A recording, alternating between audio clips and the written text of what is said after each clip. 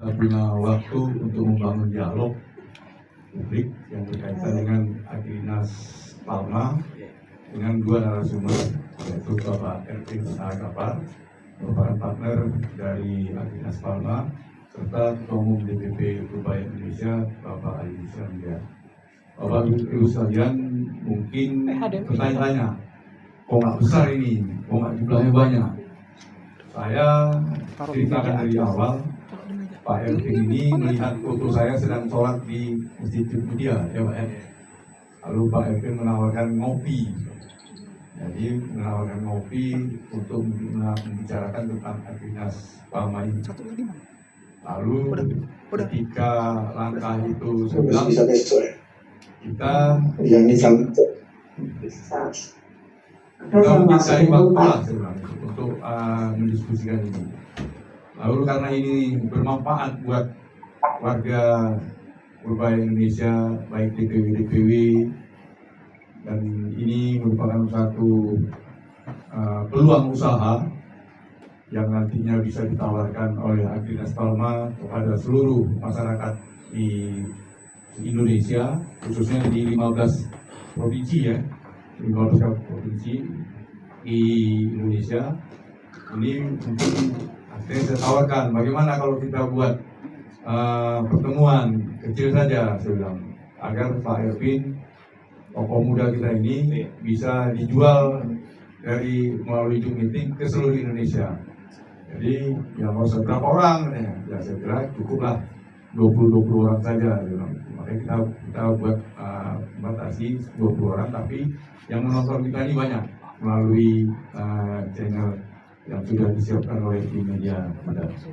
Bapak Ibu sekalian, materi ini berkaitan dengan persoalan kebijakan negara yang menyerahkan satu usaha kepada pengelolaan Palma ataupun kelapa sawit ini kepada PT Agrinas Palma Nusantara.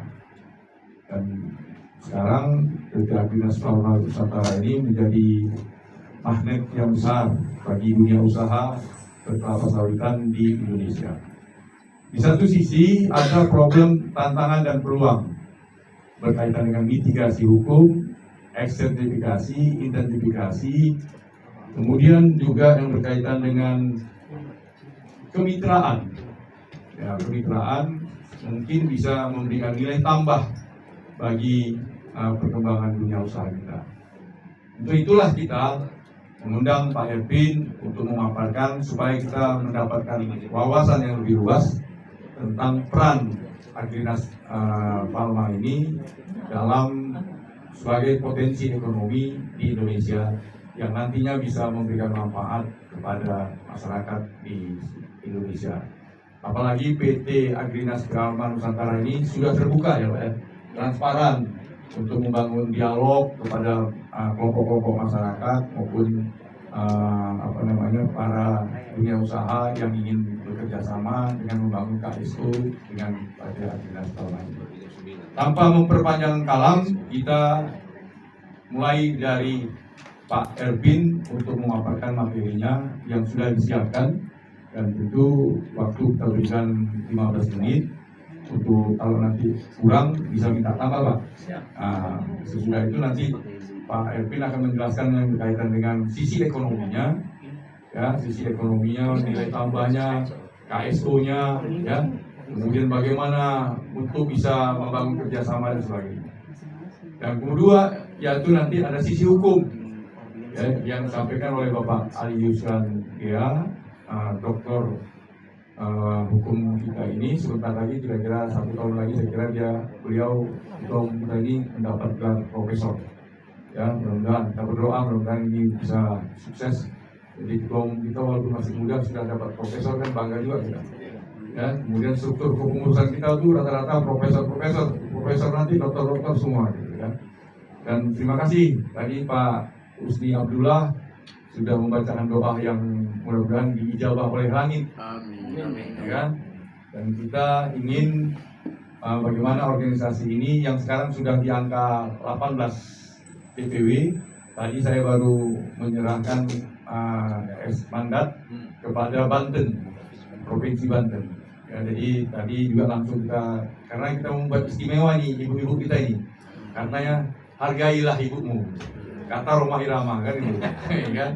Maka kita hargai ibu kita ini, khusus kita berikan mandat untuk pembentukan DPP Kartini Budaya Indonesia itu kepada dengan tempat yang khusus.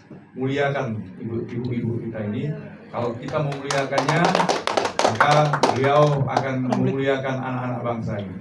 Kita berharap sesudah ini kita akan membentuk Genji Purbaya Indonesia. Saya kira itu saja Bapak Ibu sekalian, tanpa mengurangi rasa hormat kepada Bapak Ibu sekalian, kita langsung kepada Pak Ervin. Untuk itu mari kita beri tepuk plus yang bersemangat untuk Pak Ervin. Assalamualaikum warahmatullahi wabarakatuh. Yang saya hormati Pak Ali Yusron, ya, Pak Sekjen, Pak Ras, ini memang kawan lama kita ya, sudah 10 tahun kita berkenalan ya, teman. Beliau di Medan, saya di Pekanbaru, jadi di organisasi lain. Jadi saya kebetulan sedikit ya, karena kita tak kenal maka tak sayang, saya sedikit intermezzo untuk memperkenalkan diri saya. Saya juga kebetulan jadi staf ahli, Bu, Bapak, di DPR RI, di Komisi 10 tepatnya.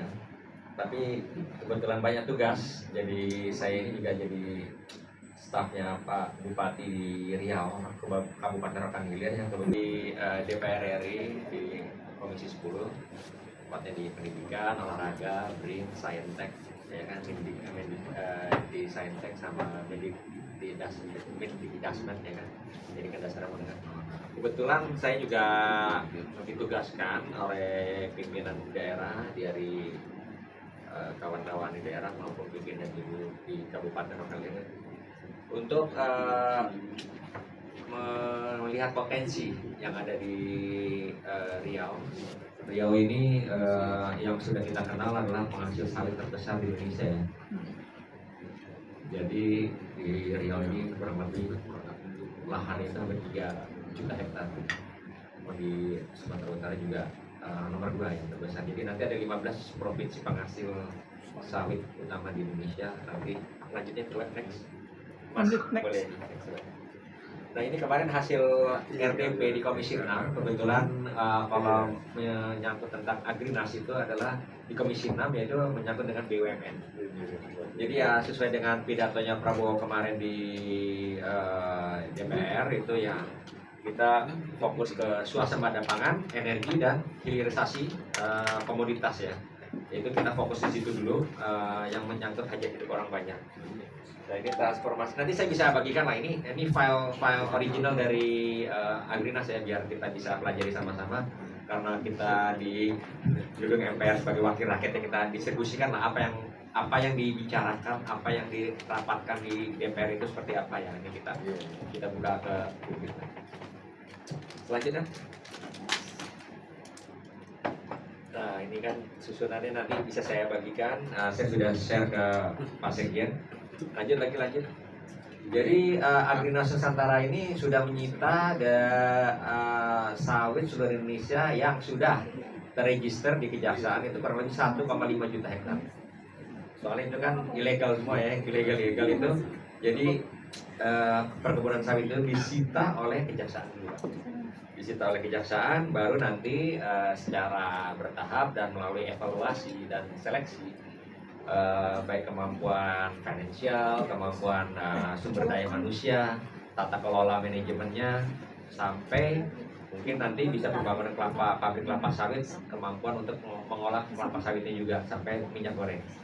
Jadi saat ini yang sudah PSO baru nggak banyak ya, baru 91 perusahaan, dan itu masih terus bertambah, soalnya disitanya lebih dari 600 perusahaan. Jadi masih ada ini baru 1/6-nya aja Pak, ya kan? Ya, ini dengan cocok sekali dengan organisasi kita di sini Purbaya Indonesia. Kita kaya raya bersama-sama, makmur dan sejahtera bersama-sama. Nah, oke, lanjutnya Pak.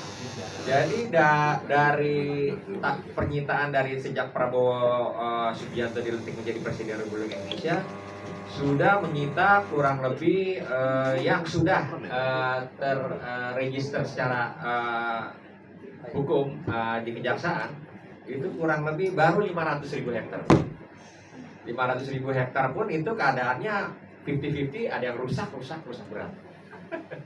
Jadi ya setelah setahun ini dari penyampaian di DPR itu oleh Pak Dirut, oleh Pak Jenderal Agus Sutomo dan Direksi Dinas, mereka menyebutkan sudah dalam tahap revitalisasi sudah bagus lah. Dari kerusakan itu sudah tinggal 50.000 sampai 150.000 hektar yang masih perlu direvitalisasi lebih baik lagi.